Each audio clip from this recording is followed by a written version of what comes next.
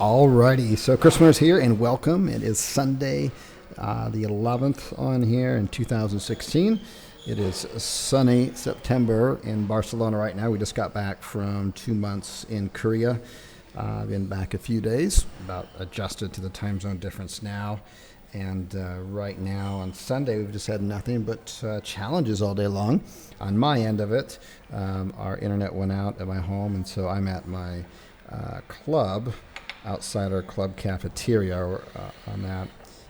So if there's a little bit of background clanking and stuff, that's what that noise is on that end of it. So look, we have a ton to cover today, so I want to get right into it. We have a special guest I'll bring on in just a second, and we're going to go over some house cleaning. We're going to talk about the Barcelona event just coming up here in 12 days. Super excited about that.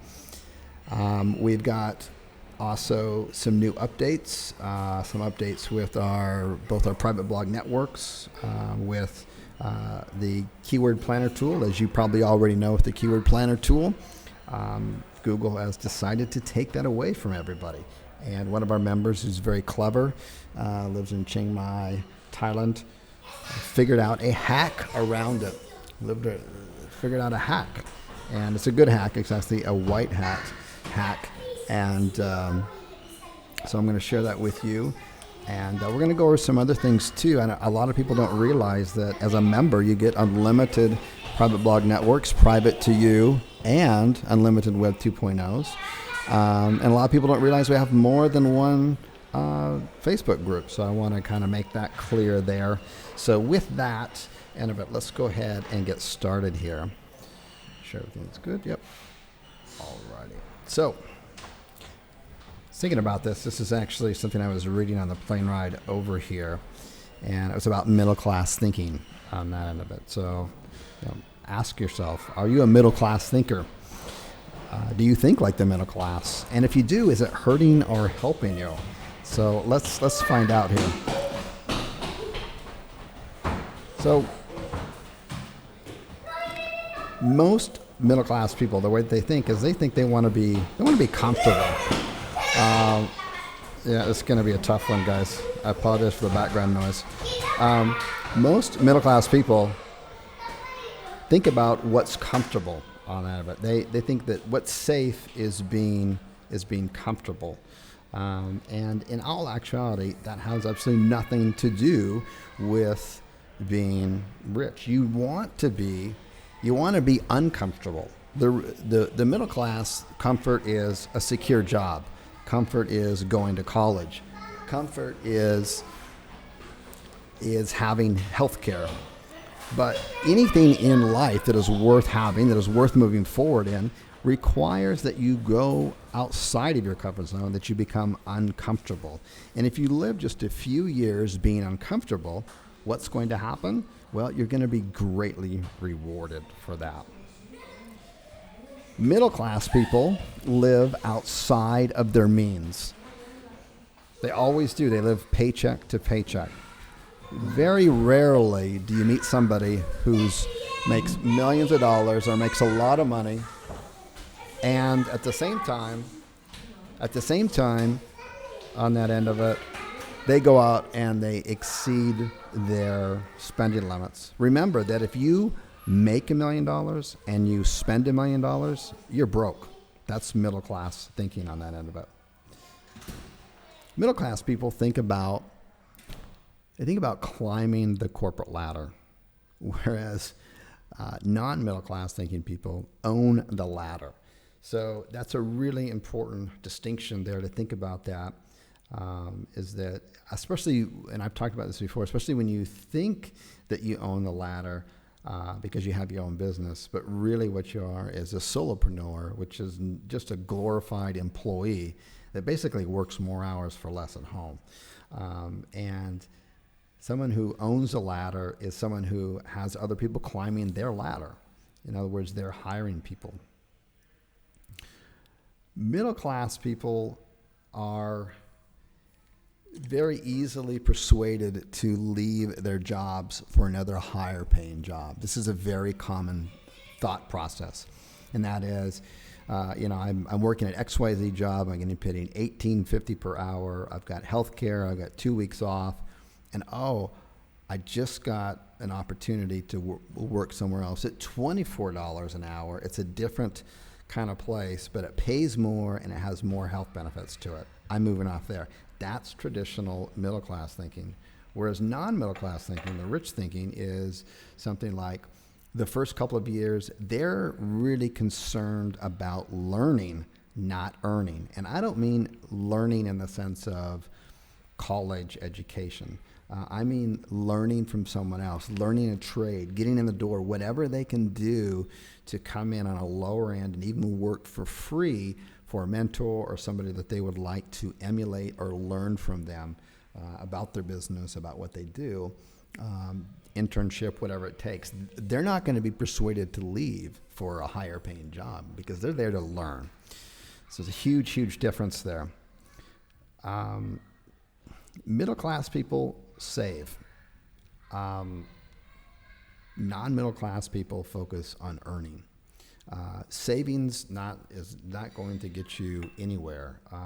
And when you really think about the dollar or any currency across any United States on that end of it, what you're really talking about is that every single currency in the world is going down in value every single year. There's no reason to save in that. And there's no way that you could possibly get ahead. You will only fall behind. Savings today is a negative-sum game. So, but the middle class focuses on saving. Saving is how they're going to make it, where the rich think about leverage and earning, and that's how they're going to make it. Middle class, very common to think. Hard work, and they're very proud of the hard work. Hard work a hard day, earn your meal, earn your keep. That's it. Whereas the rich think about how they can leverage others and hire more people to do work for them. Not that they're not working hard, but they're leveraging every single aspect that they possibly can. They're not depending solely on their own efforts. They're depending on teaching others a replicatable process, like in a business that they've got, and expanding that business out and giving jobs to other people. So they're taking their same skill set, their same hard work, and they're creating systems. They're McDonaldizing what they're doing. It doesn't matter where you go in the United States. French fries and a Big Mac is going to taste exactly the same in Miami as it does in South Dakota or Boise, Idaho. It doesn't matter because they've got a system in place. It's not just one person working really hard 12 hours a day at one location. So let's take a few quizzes here, middle class quizzes. And I hope you realize that this is something that most of us, including myself, grew up with this mentality. We have to be very careful about our thinking and our judgments on this. So which statement is middle class thinking? And just type in the chat box, either A or B. Someone who's a lifetime renter, or they get a 15-year mortgage instead of a 30, so they pay less interest. They make extra payments on that when they have it, and they end up paying the home off in 11 years. Which of these statements, A or B, type it in the chat box, is an example of middle class thinking? A or B? I'm real curious what everyone's going to type on this one. Let me get in that. B. Oh, good. Okay.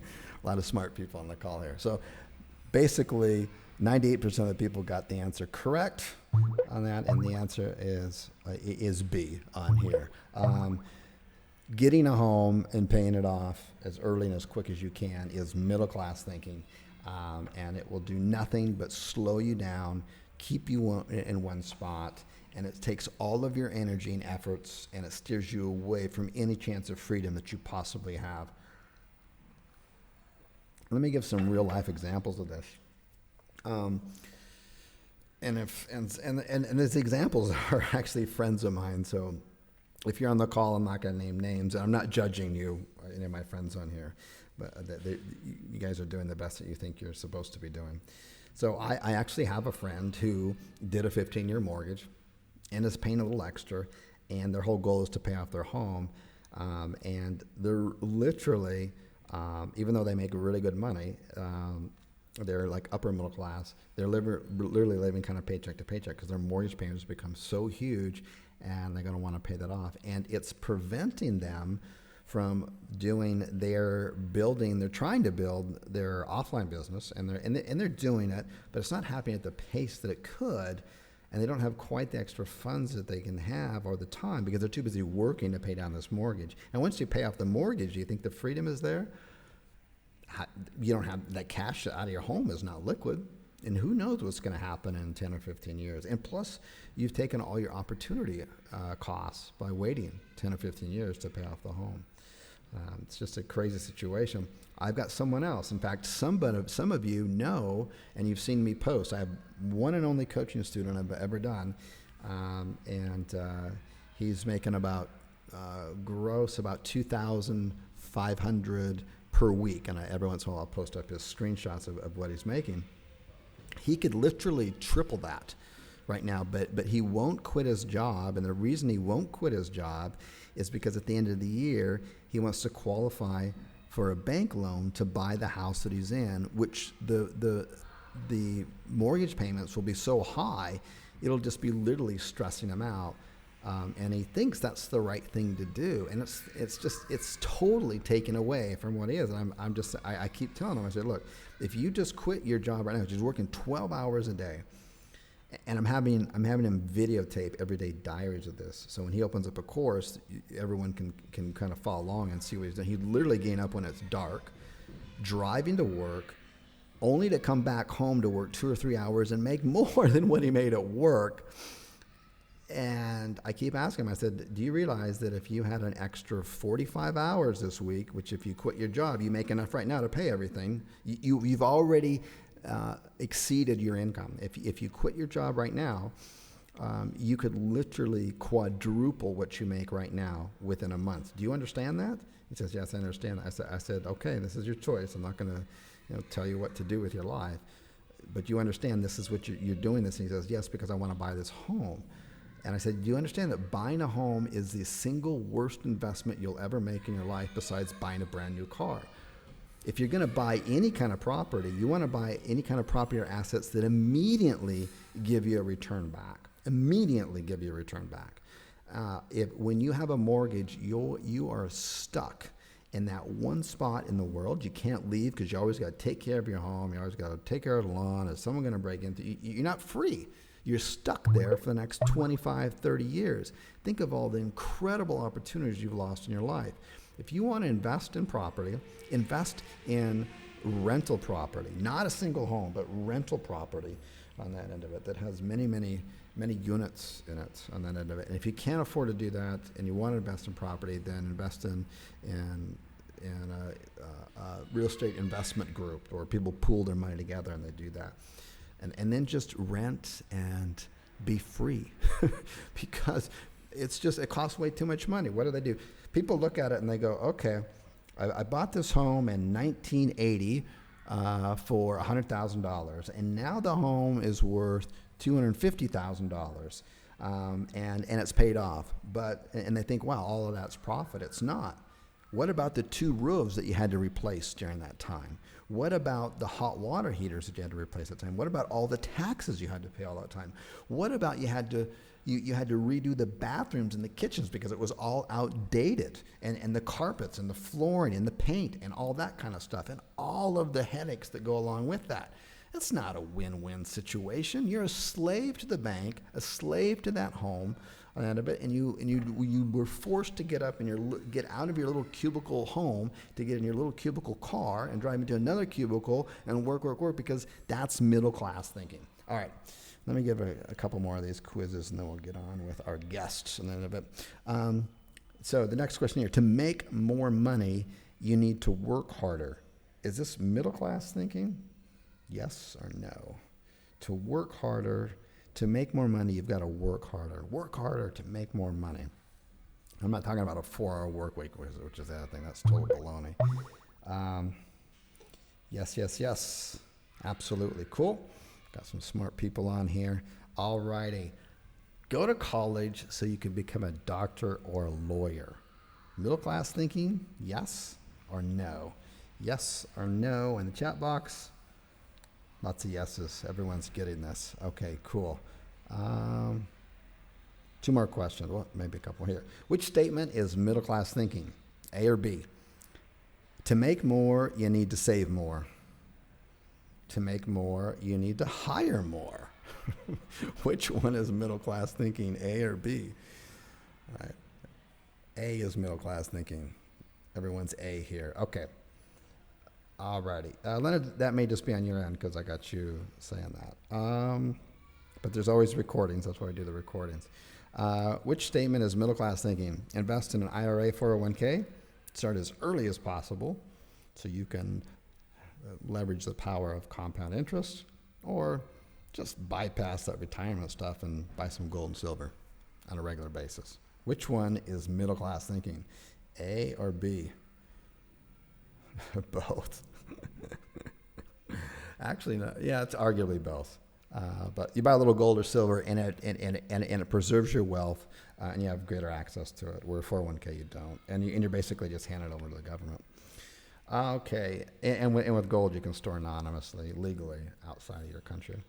Alrighty, so we'll get to the house cleaning in a minute, but before we get to the house cleaning, what I'd like to do is I'd like to introduce, we've got a guest in here. He's a Kallzu member. He's never been on a webinar. I think he said he's never even been on a Kallzu webinar before. So let me turn on his mic here, and we'll unmute him.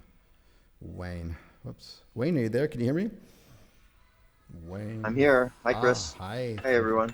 Perfect. Loud and clear on that end of it. Good. So now with Wayne, what caught my attention is that he posted something in a Facebook group. He had some success going on there. And I thought this is great. This would be a wonderful way. A lot of members would love to hear what you have to say and stuff. Now, we talked just briefly before the call in here. Could you give a little bit of a background as to how you got started in online business, and then we'll just kind of take it from there as the story unfolds. Yeah, sure, Chris. So I actually got started early on. I've been a somewhat sideline entrepreneur since an early age. I've always been hustling, and it was because I came from a poor background. And back in 2005, I was actually laid off as an IT manager from a previous job, and it got me to thinking. I was laid off, and they gave me 2 months of severance pay after 9 years of work, and so I decided to start something online at the time. And at the time, I was actually in the trading stock markets, and so I got into that, and I traded the forex markets for a lot of individuals until the government basically said you can't do that without a license, and so I shut that down.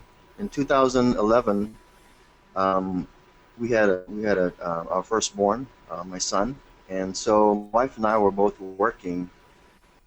And I talked to her and I said, we really need to have something that something passive so you can quit your job and take care of our kid. And so I looked online, and I had some experience with affiliate marketing before. I didn't know anything about it, so I always shied away from it because I thought it was a bunch of hodgepodge. And toward the end of 2011, I came across a course that I signed up for and bit the bullet. I paid about $3,000 for it, and we were real nervous because we were basically living paycheck to paycheck. And so for the first 6 months in 2012, I studied everything I could about SEO. I tried everything. 6 months into it, I decided to offer up services, and it was really nothing more than setting up siloed sites for other students in the group. And I met a few key people that helped me along the way, gave me really good advice. I started building up my side income through that initially, and then I offered services online where I did backlinkings, and I pushed websites through backlinks and providing them more authority. And so in 2013, I basically launched my SEO business locally, and I ranked my site, and I ranked for the last 3 years. And when I watched your video, it really hit home for me. I think you had mentioned something about you were sort of in the same space where you did SEO, and I wasn't sure if it was local or national, but you reached a point where it was just not sustainable in terms of just the time spent on client SEO, and then trying to leverage that alongside your your time with family. And I was running into that problem. I had about 25 clients at the time, and I just couldn't manage working and supporting clients. And then the good thing is my wife did leave her job, and last year I produced a six-figure income. I was it's a low six-figure income, but I technically doubled my income in local client SEO each year for the last 2.5 years. And so I started to think, how can I scale this? Because I reached a point where I wasn't getting any sleep. And it's funny that you should talk about middle class thinking, because I'm working my day job. It's such an easy job. It's hard for me to leave. Yet I don't want to. Yet I make a little more in my local SEO business. So toward the end of last year, I decided to basically um, ditch some of the clients that were I call PITAs, pain in the asses. They basically they're clients that want everything done for a very low fee and don't want to pay any more. So the turnaround for me is I decided to upsell the good clients that I thought were good to work with, and I upsold them more services to make up for the income loss from the ones that I let go. And then I also let the lower end clientele go. I basically said that I was moving in a different direction, and so that freed up some time for me to start building up my affiliate income, and also to start with the Kallzu program that I got into on the early bird special. So um, I've been building up my sites ever since then. And so the big deal for me with this site, I didn't make a whole lot of money on this lease, but I'm only leasing one page out of the entire site for my local service. Was that it feels different to own your own properties and money off of it, as opposed to ranking for someone else's business, and then when they go away, everything goes with that.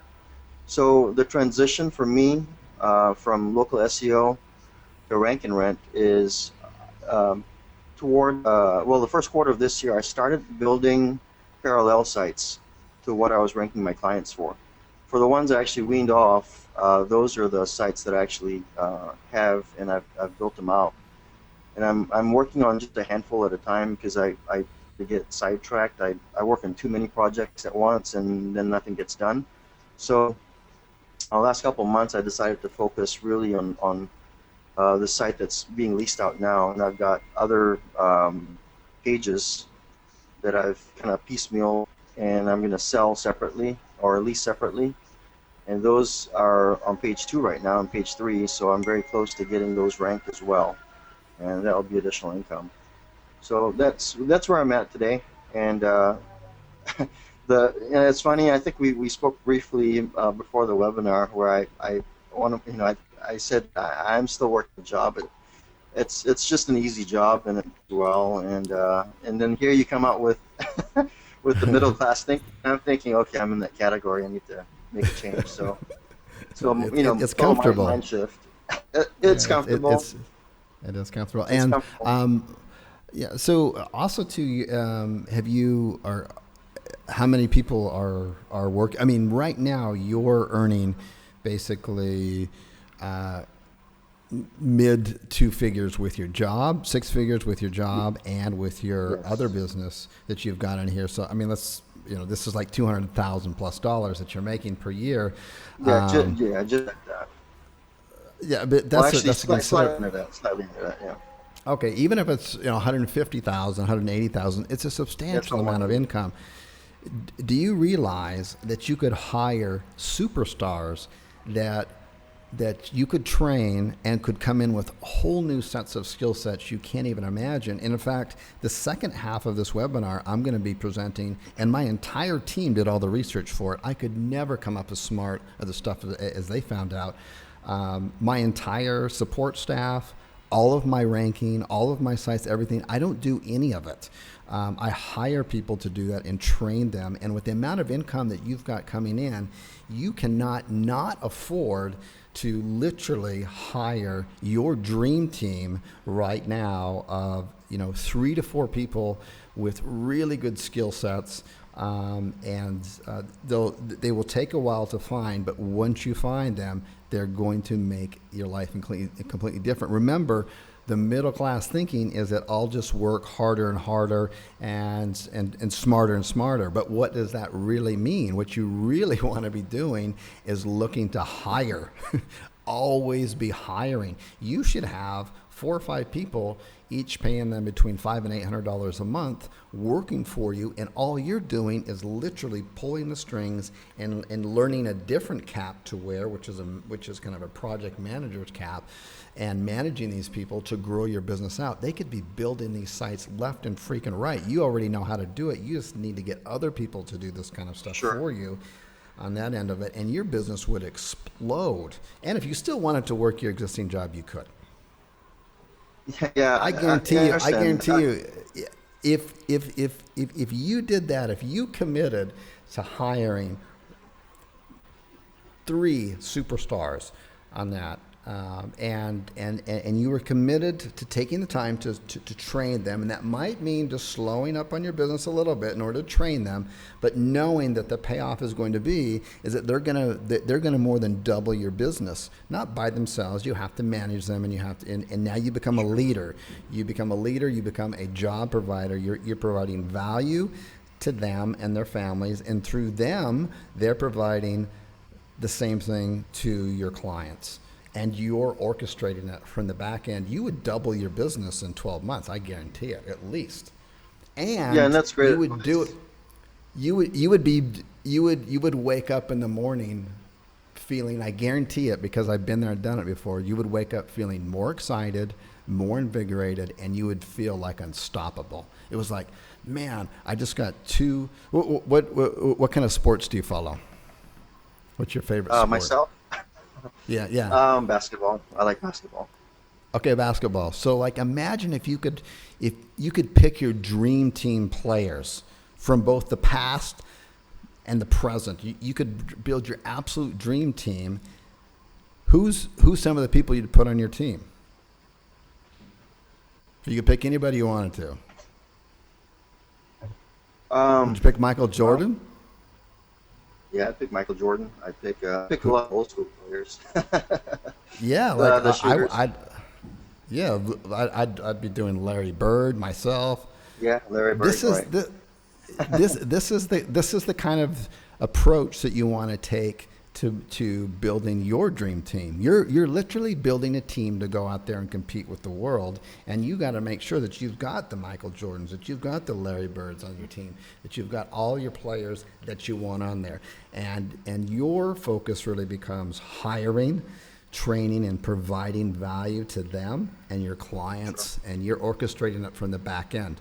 You're no longer have that single one McDonald's in there. You're now going to franchise yourself, and you're going to create systems on the side of it. And the thing is that you're in a position that a lot of other, not everybody, but a lot of other students on the call are not. They don't have that extra resource and income that you do, which is really not that much. I mean, you could just take an extra $1,000 a month and hire 2 amazing people to do exactly what you need them to do, and it would just totally free you up to be able to more intelligently, strategically plan out your business, focus on sales more, focus on conversions Sure. more, let all the SEO and the building sites, anybody can do that, right? That's not making Right. money.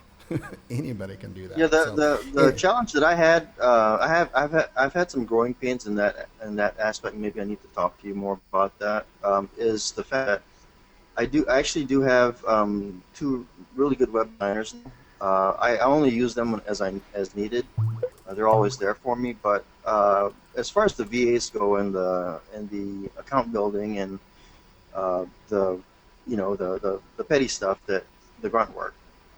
I've had difficulty in keeping them on board, or sometimes in the past it's been where they would either show up to work or sometimes they'd disappear for a couple of days and come back again and then disappear again. It was hard for me to hold on to whose fault is that? Is that your fault or their fault?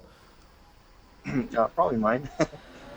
I've Yes. actually had to let him go because and this has happened several times. So I'm thinking either I'm doing something wrong or not hiring the right people or not asking the right questions. And that's all in your control, right? Yeah. Okay. All right. So so Just um, I've so basically used services like Fiverr and other sources just to do quick work for me, and then the rest of it I take in and do it myself. But I hear what you're saying, and I understand that that's completely. middle. Yeah, that's middle class thinking, and that's hiring a part time high school basketball player to come play on your professional team.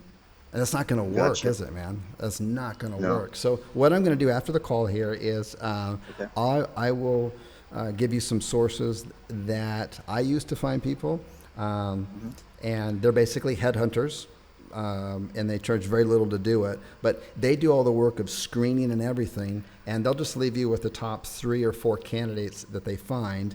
Again, they do all the screening for you, and if you don't like those 3, that's okay. They'll start over.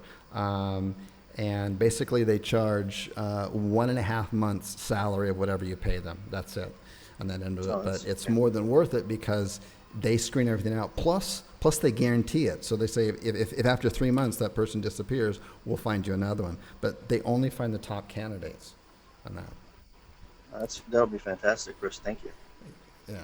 So yeah, because what happens is that people don't have a process in place on that. Mhm. So okay, let's turn it over real quickly on here to. Alrighty.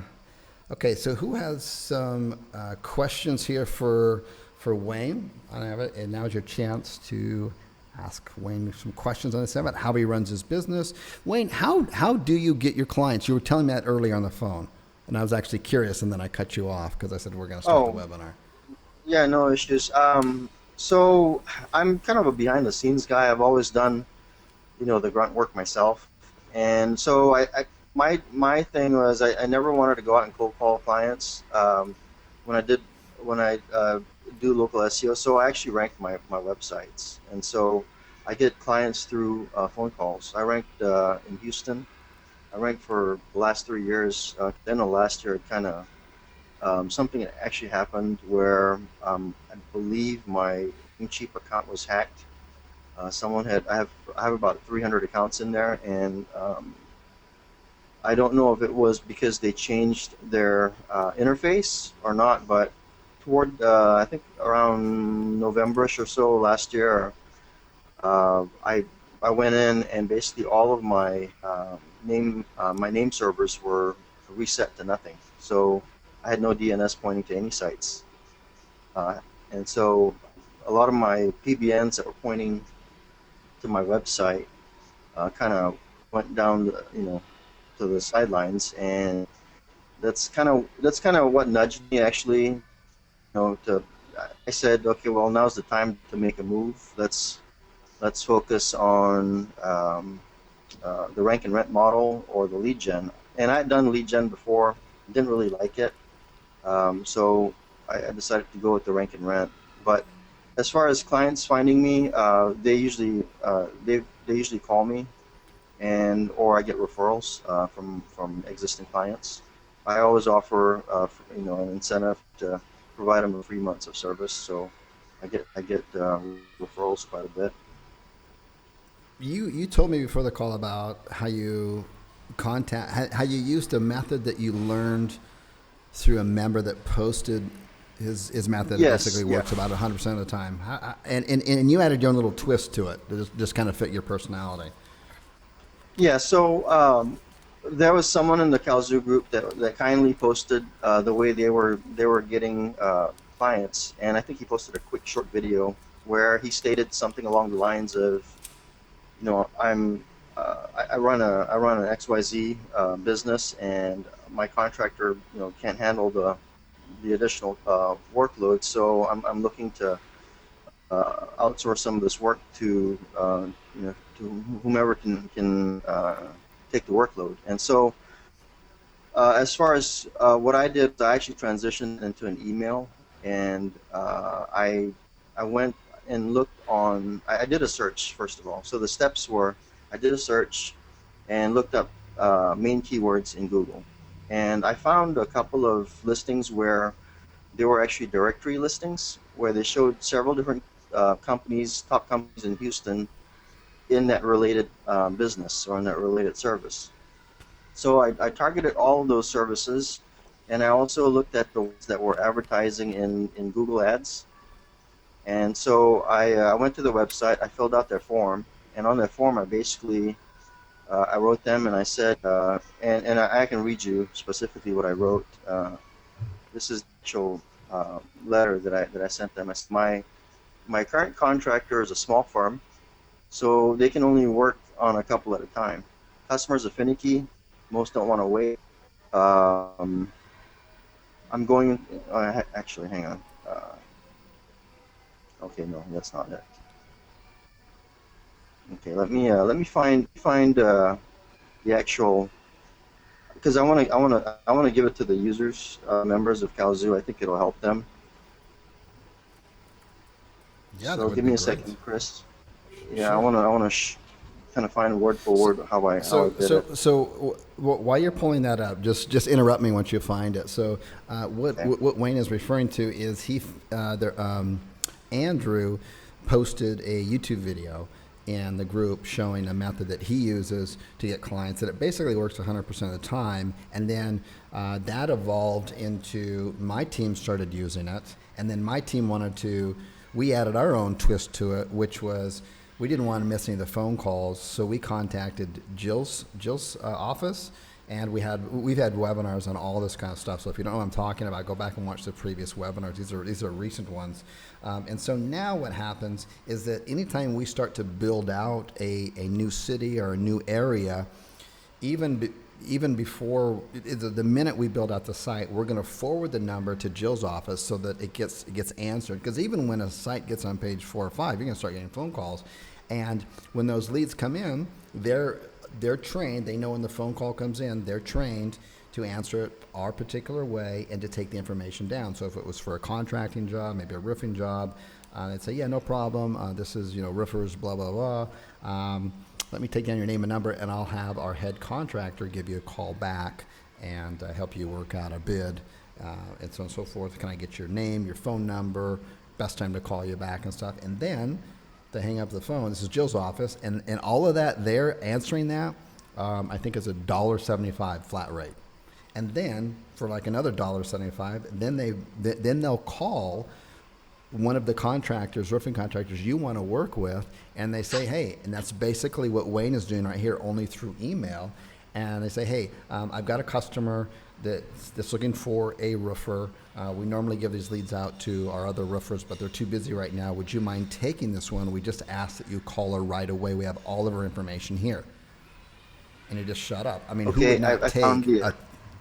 Okay, go for it. Okay, so the sales letter that I sent was very short. I basically go on their websites and use it as a form that you can fill out to inquire about, you know, what services you want. And so I wrote them and I said, I typically get about 5 to 15 service repair jobs on average a month surrounding the Houston area. My current contractor can't handle the workload. I'm reaching out to see if you're interested. If you are, please contact me. And that was it. And then within 30 minutes, I had about 4 of the top 5 companies in Houston contact me and let me know that they were interested. Now, uh, there was one in particular, the biggest one, that had a few rebuttals, and so actually have the paper trail on that. If you want me to go over that as well, I can. And Yeah, the question that that would be awesome. so initially I thought that person was a I thought okay, well, I sent the message out, and I thought the person responding was maybe an SEO agency doing the SEO work for that business, because some of them will CC the emails to their own private email accounts to filter out some of the inquiries coming in. And so their response was, "What's driving the leads?" And my response to that was, I said, I have sales funnels in.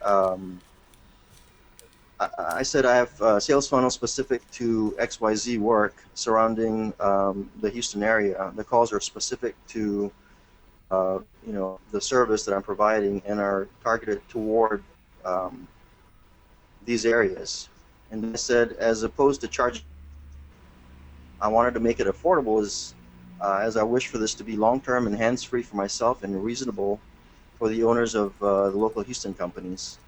And one sale pays for itself, and I think you already know this. My rates are very, very well priced. You can try it out if any other locations open up in town, and if you're interested, we can discuss. So their response was, "I'm down to give it a try. I just wanted to make sure that we're not buying a bunch of duplicate leads that we can't service. Why can't your current provider no longer service them?" And my response was, "My current contractor is a small firm, so they can only on a couple at a time. Customer finicky, most don't want to wait.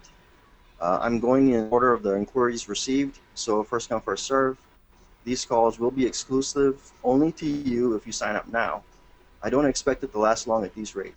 There's another repair company firm that contacted me just before you did, one, one after your call. I basically gave the first an hour to respond before I responded to your email. You were the second to respond. Once we receive your subscription order, I will funnel the calls your way beginning next week. You will receive tracking information for calls with a user login and password as well. Here's the payment link. And that was my response to them. Um, uh, they basically came back and said, well, we don't want you, if you're ranking organically, we don't want to buy the leads from you. And so basically what I said, I called them up after that. I said, "You're not really buying leads from me. These aren't paper leads. These are actual phone calls for service." And I told them that basically, if even if we were ranked on the same page, technically what I'm offering him is to buy out the work, as opposed to a competitor ranking on the same page where they have zero access to any of those phone calls. So literally, I would be eliminating a ranking for him as a favor by ranking on the same page as him. So that kind of squished that rebuttal that he had. And so at that point, he had really no reason not to buy from me. And so I waited a day. He never clicked the payment link to buy. The next morning, one of his competitors actually did call me, and I reached out to him and I said, XYZ just called. I'm going to go ahead and send them the payment link. If you're not interested, just let me know. I'll wait. I'll wait, and if I don't hear from you in 30 minutes, I'll just send it off, to the other company. And so within 2 minutes of that, me sending out, he went and purchased. Nice. So everyone wants to know is how did you get the emails? Now that you shared your strategy here, how did you get the emails, and then how much are you charging? If you don't have to you don't have to share that, by the way, but Oh yeah, just yeah, wondering. no, not a problem. So I'm actually just leasing out a page on my website. It's 10 pages. Basically, I'm targeting counties and cities in Houston. And so for this particular page, I only charged $500. And so the reason I priced it at that was to get them to bite. And then also what I didn't want to get into was to have to babysit the actual individual calls. And I back when I first started SEO, I tried lead gen, And the issue that I ran into was the owners would always call me and say, "Hey, I'm not paying for this call, or this call only lasted Exactly. this amount of time." And so I charged a flat rate. I figured if I got them on the hook, then as I rank out the other pages covering, the other parts of the cities, then I could just call them and give them first dibs on it. If they want it, another 500, and if they want it, another 200. And so overall, I think my site would piecemeal to well over $2,000, $3,000. Where if I only rented the whole site out to one individual, I may hear complaints about, it's not producing, or whatever excuses they have. I think this way would be easier. That way I can diversify. If they don't want it, I have, three other interested parties. And the thought was just to um, go across the country and do the same thing repeatedly. So small change here, small change there, it all adds up to something large. Absolutely does. A great strategy, by the way. Also, for those out there, the Kallzu platform supports that. You can do a flat monthly rate. You can do a prepaid and a postpaid on that end of it. So it's really flexible for what you want to do. Flat rates are great. I suggest when you do flat rates that you also give the Kallzu white label. You white label it for your own company name on your own business domain site, so it's coming from you, and give clients the access to be able to log in and see how many phone calls they got, listen to phone calls if they want to, so that they can see what the value is. And even if they don't, you should remind them every once in a while, hey, I just noticed last week you got 20 calls. I noticed that out of those 20, 8 weren't answered, and they tried to leave a message, and then I listened to a couple of those other, sounds like you closed a few deals. Just stuff like that, just to reinforce the value in that. If you want to go the other model, which is the paper lead model, to avoid, basically I call them bean counters, you want to make sure they're very clear up that it's priced competitively, and so they're not calling back, I'm not paying for this or that, and you're very clear that some of this is just like a pay-per-click.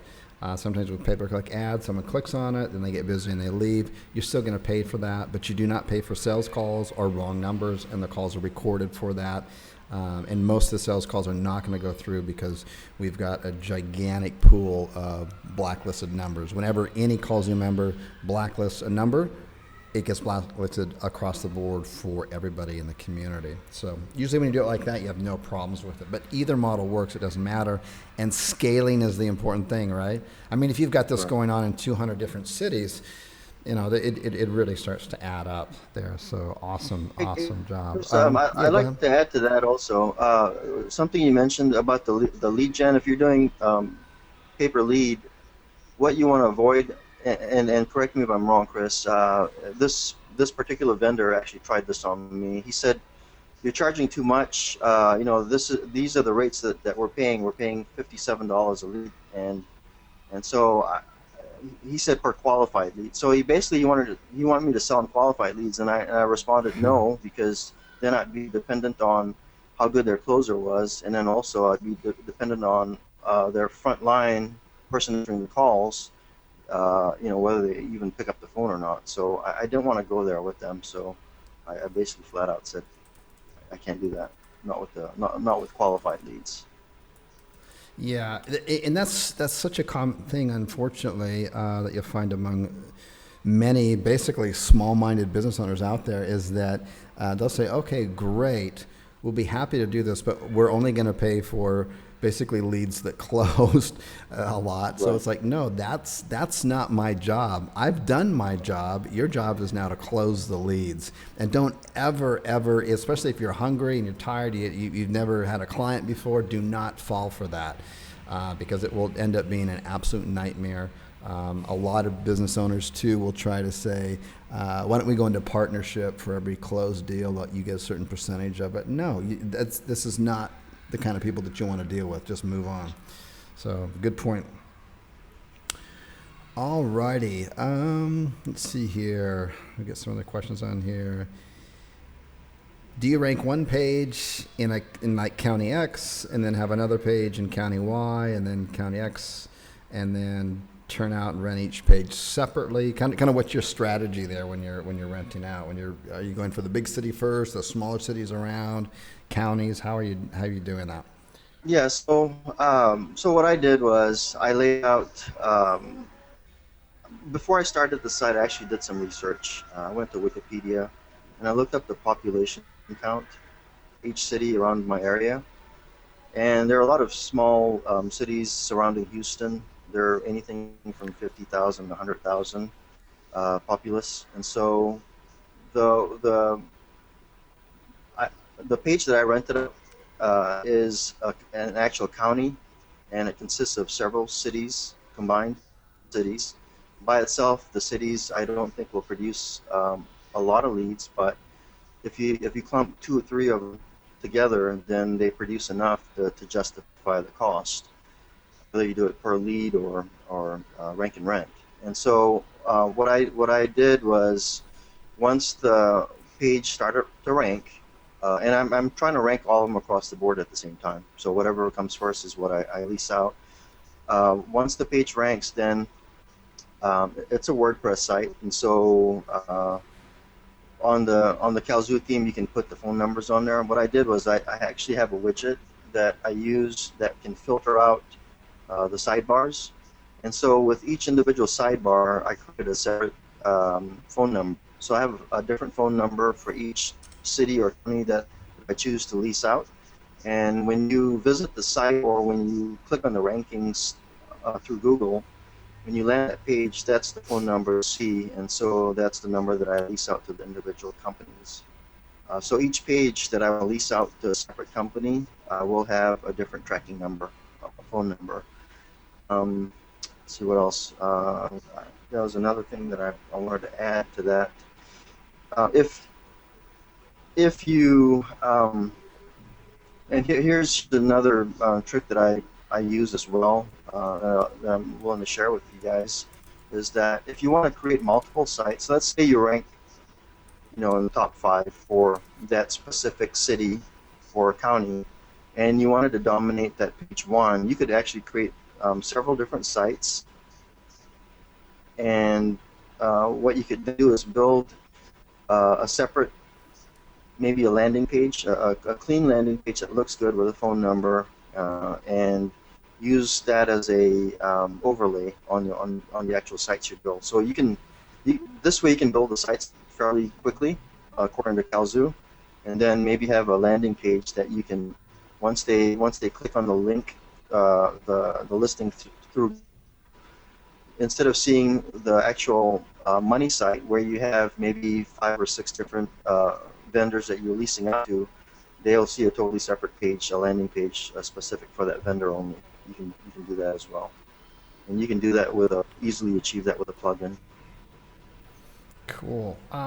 When do you find that it's a lot easier to rank in these smaller surrounding cities where around Houston, where everyone else is going after Houston?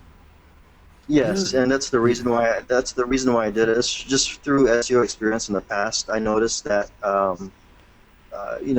in your training videos, Chris, you mentioned about support pages, say through service that you provide. Every business has a service, and so the way you interlink yours is you create separate pages for each different service, and you tie together through your silos.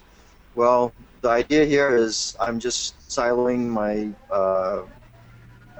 the smaller cities around the major one, and so yes, those are easier to rank, especially when you have um, a lot of related content on your site. So it only makes sense to not only build your site for Houston, but also makes sense to build inner pages for Sugarland and all the different counties and surrounding cities. But yes, it's easy. Plus, if you think of Houston itself, just to break down Houston, population is 2.1 million.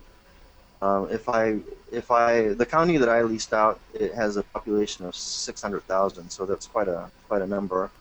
And you can always clump together other smaller counties that have less population and charge less, but technically they are a lot easier to rank, and they also help the your main page rank for the main city, for the major For city. Houston, yeah, exactly. Yeah, It's a for win-win Houston. both ways around. Yeah.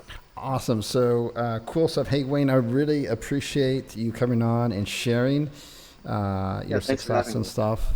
Yeah, absolutely. A total pleasure. I know you've taken some time out of your busy day. So, with that, we're going to go ahead and transition into basically, it's a perfect transition um, into basically, I'm going to share with you the beginnings of what my team found. And this is basically a follow up or a follow through going deeper on the porta potty site. If you're not familiar with the porta potty site, that site is ranking in well over 200 cities without any backlinks to those cities. And so it's really fascinating how they did that. And so I put my team on it. I said, let's really break down how they're doing this, like step by step. Let's completely reverse engineer this. And so I've got some really smart people on our team.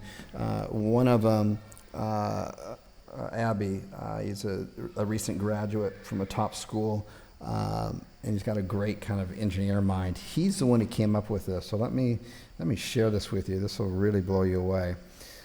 So this is the porta potty site. If you're wondering what this is, you've never seen it before, go back and watch the previous webinar, August 18th, the second half. Went over this on here. And what's really unique about this site, there's a lot of things about it that are, first of all, it's ranking, all this is completely white hat. So that's what we really like about it. And it's ranking on page one for like almost every single city on here. And they go after a lot of the smaller underlying cities. But the key to this, how they're doing this, and what's really cool is they've got a competitor that basically just copied exactly what they did. So that's even more proof that this works. So the key is this. Let's get into this. The key is the content for each and every page on here. And the content is consistent. It's between 44 and 47 sentences. And it's between 850 and almost 900 words for every single city, even the smaller ones that are 50,000, 80,000. Now, what a lot of people think themselves are like, oh my goodness, how could I possibly write, first of all, a 900-word article, and then make it so it's practically unique. And I'm going to show you exactly how unique it is and exactly how they've engineered this thing in a second here. And how could I do that I can't imagine myself doing that for 10 articles, 20, let alone 200. And these guys are in like 350 cities. How are they doing it? Well, this is how they're doing it. Really, really cool out there. So basically, you can take this site and you put it into a site called SiteLiner on here. So let's take a look at this. And okay. So basically what it's doing, SiteLiner here, is it's taking every page basically on this particular site, and it's telling us that every page on here matches like 86% with other pages. So you might initially think to yourself, oh, it's only 83% unique to the other pages on here. Actually, that's not correct. This is compared to the entire site. Now, if we click on this, we're going to dig a little bit deeper. So this is the porta potty in San Diego. And this is their page. It says on here that it's 78% of this page can be found throughout the site. So it's color. Notice it's color coded on here. Now, what this means is that, say, San Francisco, it's the same in San Francisco on the ones that are in this color. Let me just click on this, and it will only show that. So now it's comparing San Diego page with San Francisco, and whatever's highlighted is what's duplicate content. So let's look at that. So this is this is about 900 words, and that's all the duplicate content on that. Okay, what that comes out to be on that comes out to be about 20% or 80% unique. Let's take a look at Virginia, and then it will show everything on the San Diego site that is the same on their page for Virginia Beach. because it'll be highlighted in green. Okay? So just, again, it's about 20% is copied, and when compared to other pages, directly, and the rest of it is unique. And here it is. This is Santa Ana, California. Okay, so there is, when you start to look at this and you have an engineer mind, you start to look for patterns. And so my team has found the pattern. It is clearly a pattern that they have a special program to do. And this is not a program that you can find on the marketplace. This is something that they've built internally, and my team is building it right now to give the exact same results here. Let me click on this for San Francisco for a second. Let me go to this, and you'll see this is digging a little bit deeper and down here. Now, this is taking all the pages within this site, and it's comparing it to other pages, not the entire site, just the other pages that it's copying. And we've got anywhere from 16% as high as 38% that it's duplicate content. On average, it's about 20% copied material. And when you start to look at the 20%, what it is, the 20% is really just the key words. That's mostly what it is. It's the key words and a few sentences in here. So like this one, for example, porta potty toilet on here. Porta potty rentals in, that's going to be copied. Porta potty pros, that's their brand name. All that other stuff below is unique on that end of it. So there is a pattern, especially when we come all the way back here and we start to look at the overall picture. And I think this is it right here. Go back a couple more. Okay, so there is clearly in all these colors in here, and my team has studied how many sentences they have and everything. It's all closely related on here. They've cracked the formula. So what they're working on, and they should be done, they're working on the weekend over this, it should be done tomorrow, is on Monday, is the first stage is that they're really smart. They've created an Excel sheet that you guys can use, that you can manually put in with instructions on how to take your first core 800 to 900 words, how to start with that. That's your first one paragraph, and then plug it into an Excel sheet. They've done some magic things with it. We were working with them today on it. And then it's going to, there's some manual work and done with it, but then it's going to spit out up to 1,600 unique, completely readable articles, just like these guys have. The exact same pattern on here. And then from there, we're going to develop some software, but you can manually do it through the Excel sheet. I'm really excited about that because this means that each and every one of you can take your one core, and it's got to be at least 800 to 900 words on here, go through this, strategically put in what your keywords are, because your keywords are going to be the same for every city. We have the breakdown of the percentage of what they're doing and everything on here. The amount of sentences have, where they put their keywords on here and the title tags, what percentage they put in, all that kind of stuff. So you can duplicate their success, because if you haven't seen the webinar before, these guys are literally ranking in 200 plus cities with 0 backlinks. Now, they're still following the same kind of model that we've been reverse engineering. This is what my team does. We don't invent any of this stuff. We go out and find businesses and sites that are successful, and we try to crack what they're doing. And if it's really black hatty, we just walk away because we're about sustainability on here. And this is 100% white hat. They still have some core larger cities on here, some larger cities where, and at their root domain, where they've got some good domains, backlinks pointing towards it, just like we teach. But then when you start to spread out, and there becomes that tipping point I've talked about so many times before, where you're ranking well in the beginning in 4 to 7 cities, and then as you start to build these things out, then all of a sudden Google's like, we're going to give you a go pass on here, basically. We already trust you, so just go for it.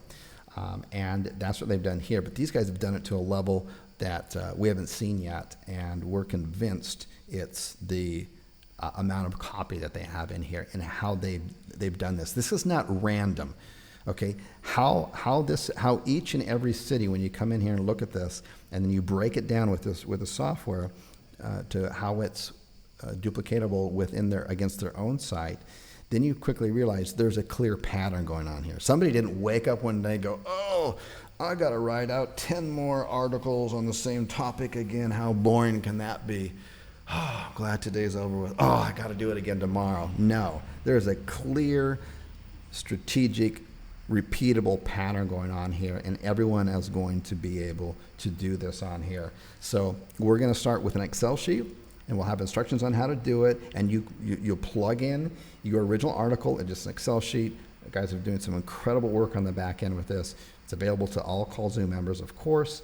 And then we'll eventually, our plate is really full from a programming level, but we'll eventually get some feedback from that and everyone else, and we'll make some kind of software out of it so that everyone can make it even a little bit more automated. But for right now, this is the best that we can do, and I think it's pretty darn good. I'm really, really excited about this. So let me open up let me just get through the housekeeping too. Alrighty, so some housekeeping on here. I just want to go over a couple of things. The Barcelona event. Now, to be very, very clear, the Barcelona event for the seats is filled to capacity. There's literally not one single seat left. And so those closed on, I think, August 28th or 29th. Now what we're doing is we're taking RSVPs for people who want to have basically lunch in a box delivered while we're at the event. And the reason is because those of you who've seen online the location of the event, we had to pick a place that had strong enough internet. And for everyone, because this is a workshop, for everyone to be online, working and learning as we're going through the workshop, we need really strong internet to have like 100 people on at the same time. So the only kind of places that are going to do that is going to be co-working places. They're places where people professionally come here from all around the world, or they're freelancers and they have the best optical lines in here. So, and it's a great space. And I know the owner. We've become really good friends when I first moved here, and I was waiting for my internet to come on. And everything takes forever in Spain. Well, it was 2 or 3 months. So I found his co-working space. I started working there. I got to know him. Then he recently spoke at a TED Talk and stuff. So, and it's a very cool building. I think it's like 150 years old or something like that. But great stuff, great people. And so we're completely filled the capacity there. And it's not like a hotel setting where you can just kind of rush out of the lobby and then you're going to have all kinds of places to eat. There are obviously places around to eat, but we want to make the best use of our time. So I'd encourage you to either pack your own lunch, fast, or RSVP for the lunches to be delivered so we can just kind of keep going. I don't want to do one of these. I just want to do like a half an hour lunch and get right back into it. We've got some really good speakers. All the speakers that are coming, there's going to be 3, are all Kallzu members. The main person that's going to be presenting our Kallzu's core training on here is the person on my team that does it.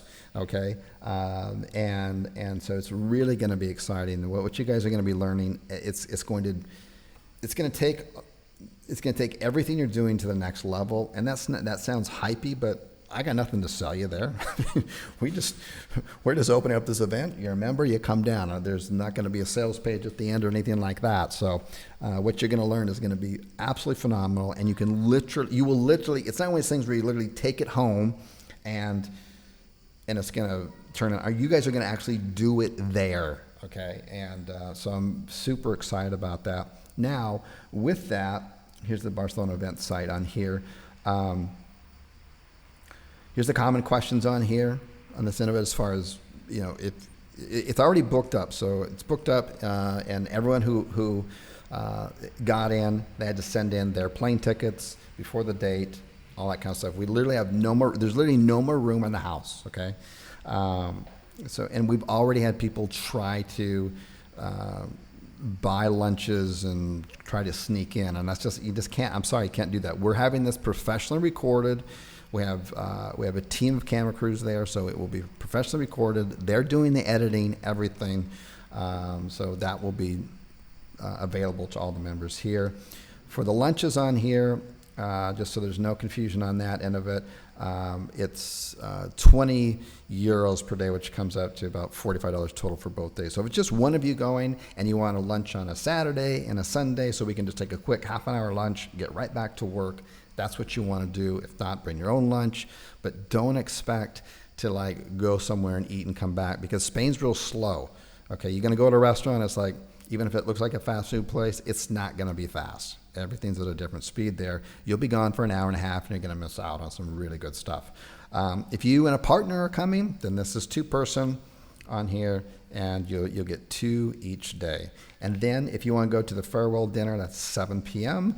on Sunday. That's entirely up to you on the end of it. I would encourage you to go. I know that even if you don't go, or even after this, and before this, people are going to be on the Facebook group for Barcelona, getting to get-togethers, meet and greets, all that kind of stuff there on there. So there's a lot of stuff outside of the event that's going to be going on here as well. Those are the pay buttons on here. This, by the way, we have to close this up on the 14th. And today's the 11th, so this closes on the 14th. That's so we can, my team can prepare the caterers. They need a little bit of time for this, all this kind of stuff. So that closes on the 14th. Okay, a couple more house cleaning items here. I'm surprised. My team's been sharing with me some of the support tickets that come in, and we kind of realized that there's a vast majority of members that don't realize that they get unlimited private blog networks and Web 2.0s to rank their lead gen sites. So just know that you have that. That's in Module 7. The sooner that you can get those started, a lot of people are thinking that, hey, I first need to get my site all built up and all pretty looking, and then I'll do the backlinking. And that's actually not the correct strategy. The best strategy to do right now is to build those out as soon as possible and not have any outbound links going on it, and add some good content to it. And you can always add links within your content at a later date. This is going to do a number of things. You're going to gain more, your private blog networks will gain more trust with Google. There's a less likelihood that they will get de-indexed. If they do get de-indexed, then there's simple strategies to get them indexed. I want to show you something on here, because a lot of people were concerned about some rumors, because I know a lot of you belong to other groups and stuff like that, that our Easy Blog network on here was de-indexing. Now, I've seen their back-end numbers on here. It is literally 0.2% of all their sites. They're hosting like, I think, 40,000 private blog networks, and only 0.2% have gotten de-indexed. That's it. These are real numbers. I know these guys. I've vetted these guys out. These guys have been around for a few years. They approached me a long time ago and said, hey, would you promote this, blah, blah, blah. And I'm like, private blog networks, this is kind of shady business. Let's see if you guys are around in a year. And they were. So I said, okay, let's look into it a little bit more. I literally vetted these guys out for 2 years. At every single live event I spoke at, the owner was there. Okay, got to know him really good, and then we eventually moved all of our sites over to him. He's still upgrading and growing the business. They've just got like 500 more IPs. That's why their prices went up just recently, and stuff. So it's a real business. They're in it for the long haul. And if you haven't read this, read it on here. I've invited him to come on to answer any questions that people may have about it. This is it. This is the only way I would trust this. I only recommend what we actually use on here. And these are all the people on here, the members on here. You just go through the comments on here. The people on here is that how well that they like these guys. These guys rock and stuff. So, okay. So enough of that. Let's go over just a couple of other items on here. Let me go through here. Keyword planner workaround. Okay, so everyone knows that in the last few days when you go to do your keyword planner, if you did any searches, you just get a range now, right? You get a certain keyword in there, and it's like, here's plumber Phoenix, and it was like, now you get a range between 1,000 and 10,000. You're like, what happened to my keyword planner tool? And so one of our Kallzu members came up with a solution. I did come with it, so I get 0 credit for this, but I made a video for it, and it actually works. I mean, if you, this is it right here. Where everyone else in the world right now has got, you know, they've got ranges here, like toilet repair would be like something from like 100 to like 1,000, and this would be like 1,000 to 10,000. You're like, well, what the heck just happened here? This is it right here. This is the old Google AdWords account, and it's basically a white hat method to do it through their own backdoor systems on the end of it, and they need to keep them open. So you'll find this instructions in module 1. It's the first video there. I'm not going to share how to do this on these webinars because these webinars are public, and I don't want this to get around. I just want to keep this within the Kallzu community, because if it gets around, what happens? It gets abused, and then Google's going to find out. But you know, if a few hundred Kallzu members are doing this on here, it's going to fall under the radar because there's millions and millions of people that will do the same thing. But if a whole bunch of SEO people start using this, then we're going to have to find another workaround. So there's that. It works. I did it. I had every one of my staff do it over the weekend, so that if you guys have any questions, they've already done it and do it. So it's super easy on that end of it.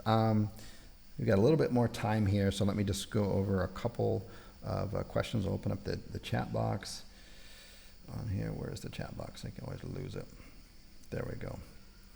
Alrighty. Oops, I've got plenty of people on the call. I didn't bore you with the house cleaning. Okay, good. Let's open the chat box up here and come down here. Tom James asked on here, are the pages on here Texas County or XYZ Texas County name on here? Tom, I wouldn't worry too much about the actual URLs on the end of it. We've tested a lot of URLs. Keep in mind that Kallzu is a company, just our own company. We have over 3,000 pages ranking on page 1. Anything that we share with you is not like worked one time or twice, but is worked literally thousands of times. And what we recommend, I would recommend back at you, and it's not you could do the county name, but what we're recommending now is / the state abbreviation, and then / on top of that, then you're going to have your main keyword and then the county or city name, just how we teach in module 3 on that. Yes, city name, city or county name. Depends on the searches. The way that we do it is we do city name. We do the keyword city name exactly how we teach in there. And if there's 5 cities that fall in our county, that's great. Okay. Bart says the header zip code field. How is that set up? So for the zip code field on that of it, the same way that we're doing it in module 3, we've got 3 site examples. We'll keep adding more examples there. We'll try to do about 1 a month, and we give step-by-step on exactly how to build it out, but they all have the same pattern on the end of it. And I go over that if you just look in here. In fact, I know I have it open, so let me just get this out of the way. So if you go, this is module 3. This is the flower shop. If you click here to continue watching, and then it breaks down 21 videos of exactly how to do every single section in that site. So if you like the way that site looks, but even if you're in a different niche, they can show you how to build it step by step here. And then at the very end of here, the very last one, if you look at it, this is exactly how you want to be ranking these cities. And we go over the zip codes, everything. It's just this whole video right here. It's not 10 minutes long, less than 10 minutes. It's exactly how you do it. So, and I give an example here. This is Chicago. So Chicago, I'll just go over this briefly. I'm not going to talk about the exact same thing I did in the video here. I'll just briefly go over this to encourage you to go here and everyone and go look at this. It's Chicago. Chicago is the one where you have the address. And for all the metro here, all the zip codes, just like we teach. And we do this exact example. This actual site, well, actually, the next site we're coming up with will have this exact sample here. And then we do the smaller areas. These are all 50,000 above. Cicero, Orlando Park, Naperville, Aurora, Wheaton, so on and so forth.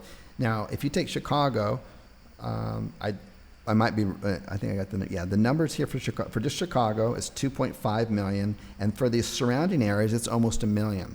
And in the surrounding areas, you're going to rank right away. Literally no backlinks, you're going to link right away.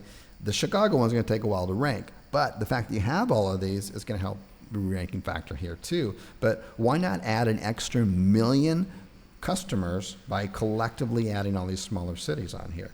All you do with these cities, you don't need an address. You just need, Schaumburg and the 2 or 3 zip codes that are in Schaumburg. Just Schaumburg, Illinois, and the 2 or 3 zip codes. That's all that we're listing there. And people ask about phone numbers. Well, I show you step by step in this video how to find the phone numbers and the area codes. What you'll find is that, and this I might be not accurate here, but I'm pretty close, is that like something like Arlington Heights, Plains, and Schaumburg, they all share the same area code. So they could all have the same phone number. Okay, and so on with these other ones on here. So these 3 down here share the same area code. So you don't need 11 different phone numbers. What you really need out here is like 6. Okay, so that's all covered there. In that this strategy works, people. And here, San Francisco, I've done this before. People just focus. They focus purely on San Francisco. Okay, well, San Francisco is going to be one of my cities. Guess what? You're missing out on here tremendously. Let's just zoom out on here. Where's all the gold on here? All the gold is not in San Francisco.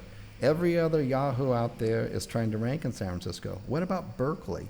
What about Concord on here? What about Santa Rosa? What about Stockton? What about Mendoza on here? All of these areas on here. Palo Alto on here.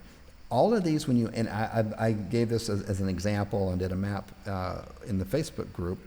You take San Francisco, it's like 2 million. You take just a few choice 50,000 above areas in here, not all of them, just these bigger ones on here. Fairfield, Nampa on here, Walnut Creek on here. And those add up to the same amount of population as San Francisco. Okay, and you're going to rank in all those, and what you rank in all those are going to help you rank in San Francisco. Okay, same pattern as we did in Chicago. I'll eventually have my team break this out for every major city, so you can just come in, exactly the cities that are 50,000 above, the area codes that are in them, so you don't even have to think about it. And then you can come in, you can take your 900-word articles on here, and you can plug it into our Excel sheet. And you can just start cranking out the different content in there and just start machining these things out. So, yeah, that's it. Okay, what here? Good, thank you. Let's get a couple more questions in here. Where do you find the Google AdWord trick? That's module 1. EBN is closed. It's not closed if you have our link on here. I'll put it in right here. It's just, and you'll find this in module 7, which is all about the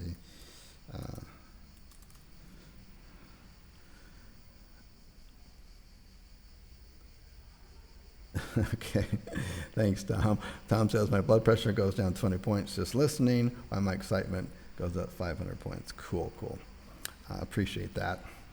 Just here to provide some value, my friend. That's it. Okay.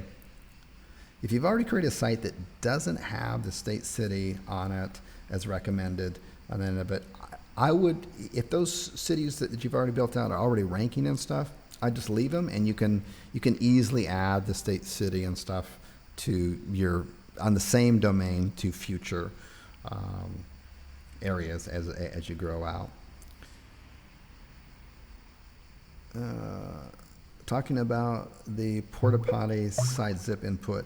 Yeah, Barney, we're not building them exactly like porta potty. We don't feel that that's, my team's really smart, way smarter than I am. There's a group of them completely reverse engineered this thing and just blew me away. And the zip codes down the side or at the bottom, whether you put it on the sidebar or the bottom, we just don't feel that's a ranking factor. Not even close enough that we'd need to split test it. You're missing the point if you're focusing on the zip codes, my friend. The key, there's not that much to their sites, okay? first of all, they got very few backlinks. They're like, okay, there's nothing there we need to do. On-page SEO, they don't even use schema. There's no schema. I'm not saying schema is bad. We're eventually going to start adding schema to our sites because I see nothing that could hurt, only that can help. But these guys are not even using schemas on here. If you don't know what schema is, don't worry about it. We'll add that to the course later. We're not using it yet, but we're going to start testing it out and share our results and stuff. It really came down to their content. And when you really started organizing, we're able to systematically understand their writing and everything for every single city. It was like, whoa, this is what they're doing. And then when they started uncovering more, we found another porta potty site ranking in like 150 cities that it did almost exactly the same pattern they're doing. In fact, every one of their pages, which they're also on page one, like porta potty, and like they cross over like 150 cities, every one of their pages is between 15 and 20% exact copy to theirs. Yes.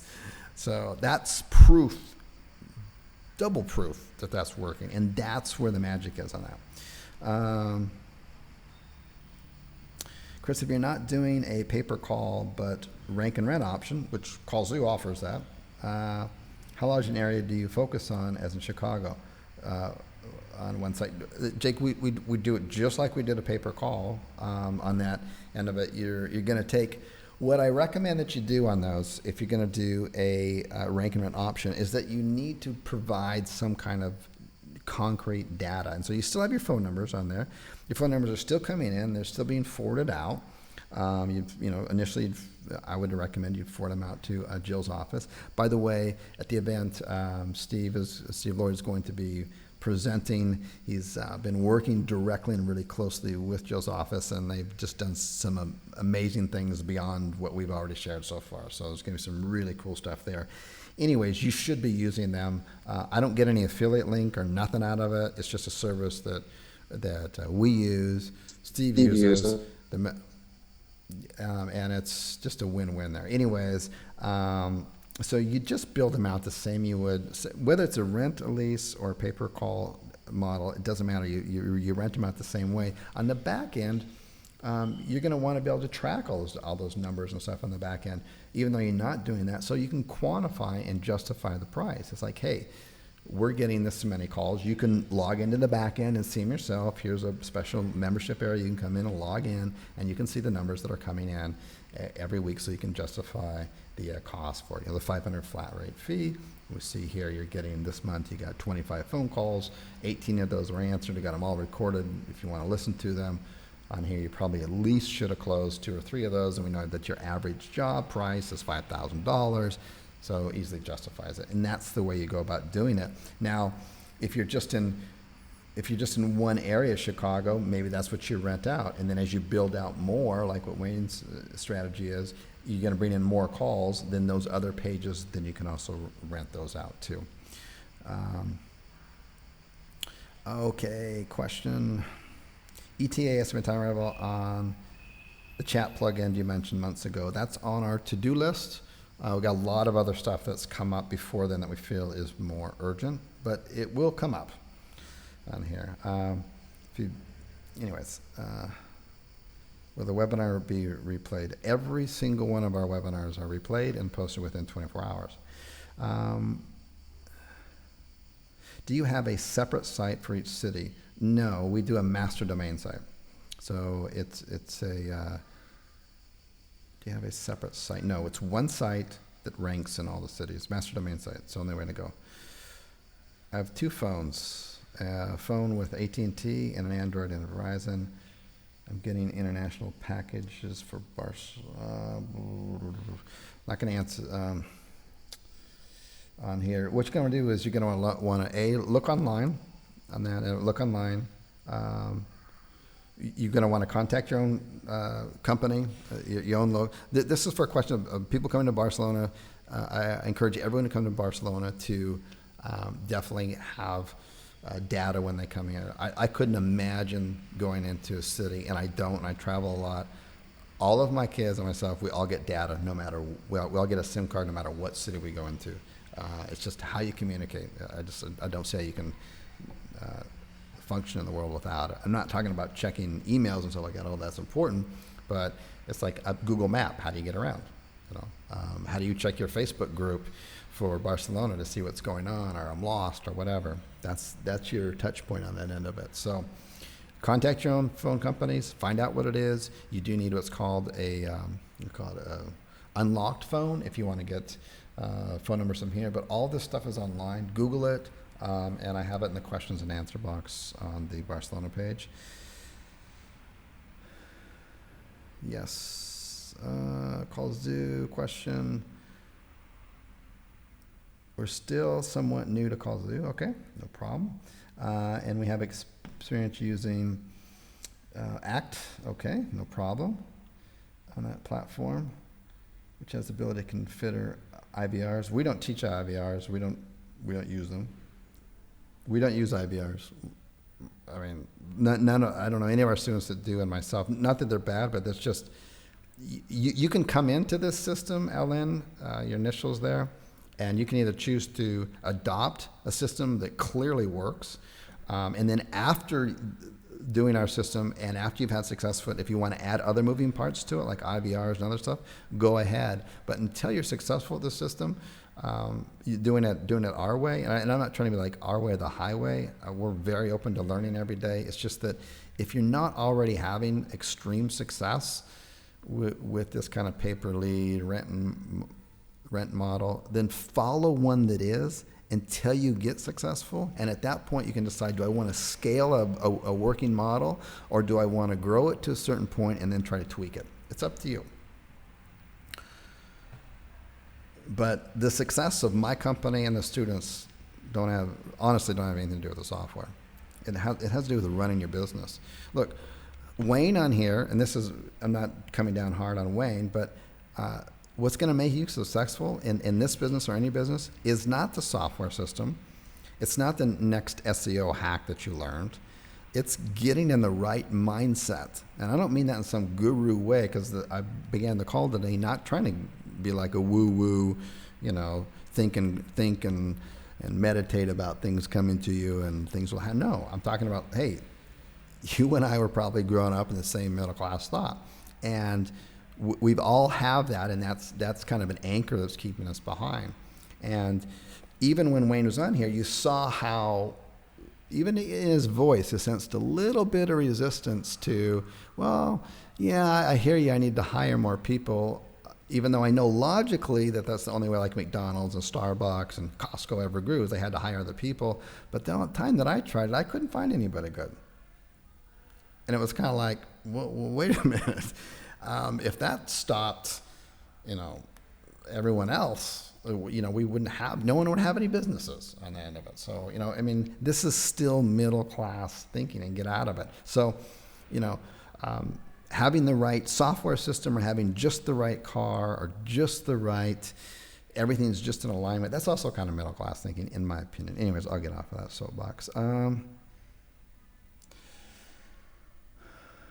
Okay, gold nuggets on information here. Good. Do we need to keep the proxies from month to month, or just until we build a specific pages on here? Lynn, I'm going to redo the proxy section because I clearly did not do a good job explaining proxies on here. Let me just table that until then, because I could go on for a long time about that and stuff. Okay.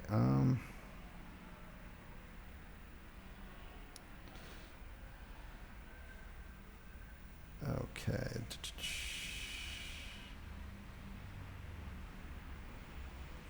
That's a good idea, Art. Could Zapper be integrated with Kallzu? That's a real possibility. That's a great idea. I'll write that one down. I'm sure they have an API. Yep. Good. Alrighty. We're going to been on here a little over an hour and a half. And we are going to call it a night on here, or early morning for most of us, I guess, out there. Chris Winter's here. I really appreciate everybody on here taking the time out of your early Sunday mornings to listen to me and Wayne, and hopefully we deliver a lot of value to you. And I will talk to you on the next webinar. Take care. Bye-bye.